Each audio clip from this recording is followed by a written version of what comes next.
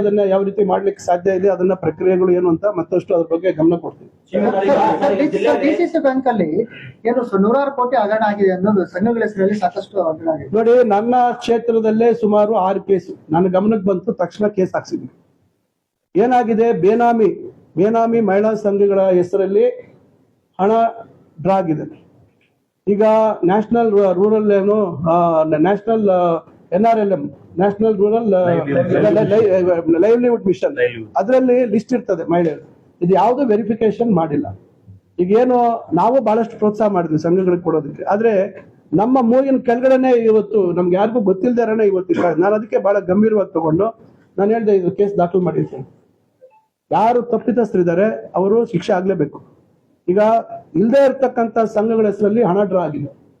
ಹಣ ಎಲ್ಲೋಯ್ತು, ಯಾರಿಗೋಯ್ತು?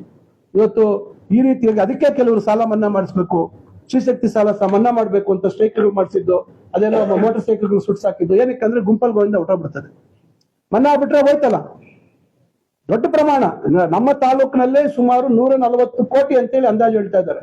ಇಡೀ ಜಿಲ್ಲೆಯದು ತಗೊಂಡ್ರೆ 350ರಿಂದ 400 ಕೋಟಿ ಒಂದು ಅಂದಾಜು ಮೇಲೆ ಹೇಳ್ತಾ ಇದ್ರು. ನಾವು ನಿಖರವಾಗಿ ಹೇಳ್ತಾ ಇಲ್ಲ, ಅಂದಾಜು.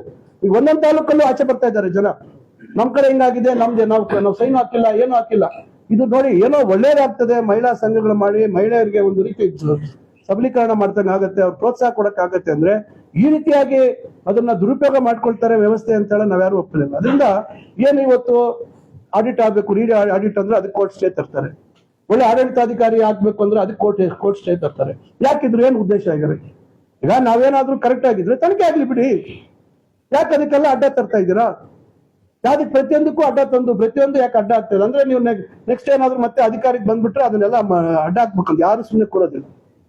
ಈಗ ಏನು ಬೆಳಕಿಗೆ ಬಂದಿದೆ, ಖಂಡಿತ ಇದು ಹೊರತರ್ತಕ್ಕಂಥದ್ದು. ಇದ್ರ ಬಗ್ಗೆ ನಾವು ಅಂತಿಮ ತಾರ್ಕಿಕ ಅಂತ್ಯ ಆಗ್ಬೇಕು. ಯಾರು ಇವತ್ತು ಇದ್ರಲ್ಲಿ ಭಾಗಿಯಾಗಿದ್ದಾರೆ ಅವ್ರ ಮೇಲೆ ಶಿಕ್ಷೆ ಆಗುವಂತದಕ್ಕೆ ನಾವೆಲ್ಲ ಬದ್ಧವಾಗಿದ್ದೀವಿ.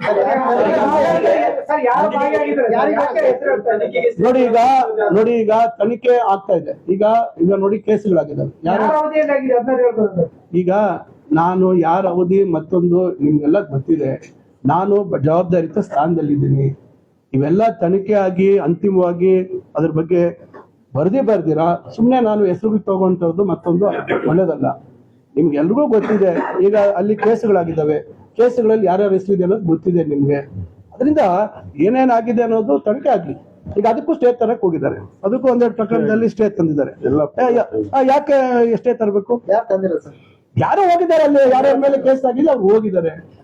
ಅದರಿಂದ ಹೈಕೋರ್ಟ್ ಹತ್ರ ಸ್ವಲ್ಪ ನೀವು ಅಡ್ಡಾಡಿದ್ರೆ ಗೊತ್ತಾಗುತ್ತೆ, ಅಲ್ಲಿ ಯಾರು ದಿನ ಬೆಳಗ್ಗೆ ಸಾಯಂಕಾಲ ಹೈಕೋರ್ಟ್ ಹತ್ರ ಇರ್ತಾರೆ ಅಂತ ಗೊತ್ತಾಗುತ್ತೆ. ಅದರಿಂದ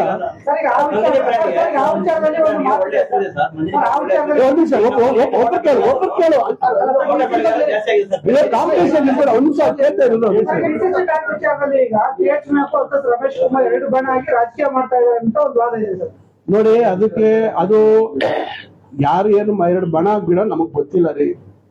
ಸಮಸ್ಯೆ ಇರ್ತಕ್ಕಂಥದ್ದು ಈ ರೀತಿ ಯಾವತ್ತು ಕೆಲವು ಸಂಶಯಗಳು ಬಂತು, ಈ ರೀತಿ ಅಕ್ರಮ ಆಗಿದೆ ಅಂದಾಗ ಅದು ತನಿಖೆ ಆಗ್ಬೇಕು ಅಂತಕ್ಕಂಥವ್ರಲ್ಲಿ ರಮೇಶ್ ಕುಮಾರ್ ಒಬ್ಬರೇ ಅಲ್ಲ, ನಾವೆಲ್ಲರೂ ತನಿಖೆ ಆಗ್ಬೇಕು ಅಂತ ಇವತ್ತಲ್ಲ 1.5 ವರ್ಷದಿಂದ ಯಾವತ್ತು ನಮ್ಮ ಗಮನಕ್ಕೆ ಬಂತು ಈ ವಿಚಾರ, ಅವತ್ತಿಂದ ನಿರಂತರವಾಗಿ ತನಿಖೆ ಆಗ್ಬೇಕು ಅಂತಕ್ಕಂಥ ವಿಚಾರದಲ್ಲಿ ನಾವೆಲ್ಲರೂ ಬದ್ಧವಾಗಿದ್ದೀವಿ. ಯಾರು ಪರ ಯಾರು ವಿರುದ್ಧ ಅಂತಲ್ಲ, ತನಿಖೆ ಆಗ್ಲಿ. ನಾಳೆ ಇವತ್ತು ಮುಗ್ಧ ಮಹಿಳೆಯರ ಹೆಸರುಗಳಲ್ಲಿ ಹಣ ಡ್ರಾ ಮಾಡಿರ್ತಕ್ಕಂಥದ್ದು ಅಕ್ಷಮ್ಯ ಅಪರಾಧ. ಅದು ಯಾರು ಒಪ್ಪಕ್ ಸಾಧ್ಯ ಇಲ್ಲ. ತನಿಖೆ ಆಗ್ಲಿ. ಅವ್ರು ಮಾಡಿಲ್ಲ ಅಂದ್ರೆ ಸಂತೋಷ, ಯಾರು ಮಾಡಿಲ್ಲ ಅಕಸ್ಮಾತ್ ಆ ರೀತಿ ಆಗಿಲ್ಲ ಅಂದ್ರೆ ಸಂತೋಷ, ನಮಗೂ ಹೆಮ್ಮೆ ಆಗುತ್ತೆ. ಆದ್ರೆ ನಾವೆಲ್ಲ ಪ್ರೋತ್ಸಾಹ ಮಾಡಿದ್ವಿ, ನಾವೆಲ್ಲ ಇದು ಮಹಿಳೆಯರ ಸಹಾಯ ಆಗ್ಲಿ ಅಂತ ಮಾಡಿದ್ವಿ. ಈ ರೀತಿ ಆದಂತ ಸಂದರ್ಭದಲ್ಲಿ ಹಿಂಗೆ ಮಾಡ್ತಕ್ಕಂಥದ್ದು ಎಷ್ಟು ಸರಿ? ಅಂತದಕ್ಕೆಲ್ಲ ನಾವು ರಾಜಿ ಆಗ್ತಕ್ಕಂಥ ಪ್ರಶ್ನೆ ಬರೋಲ್ಲ. ರಮೇಶ್ ಕುಮಾರ್ ಸಾಹೇಬ್ರು ಮತ್ತೊಬ್ರು ನಾವೆಲ್ಲರೂ ಒಳ್ಳೇದಾಗಬೇಕು ಅಂತಕ್ಕಂಥ ದೃಷ್ಟಿಯಲ್ಲಿ ನಾವೆಲ್ಲ ಮಾಡ್ತಾ ಇರೋದು. ಅದರಿಂದ ತನಿಖೆ ಆಗ್ಲಿ, ತನಿಖೆ ಮಾಡ್ಲಿ ಅಂತಕ್ಕಂಥದ್ದು ನಮ್ಮೆಲ್ಲರ ಉದ್ದೇಶ. ಈಗ ನಂದಿನಿ ಬ್ರ್ಯಾಂಡ್ ಇದೆಯಲ್ಲ ಸರ್, ಈ ಒಳ್ಳೊಳ್ಳೆ ಪ್ರಾಡಕ್ಟ್ಸ್ ಎಲ್ಲ ಬರ್ತಾ ಇದೆ, ಬಟ್ ನಮ್ಮಲ್ಲಿ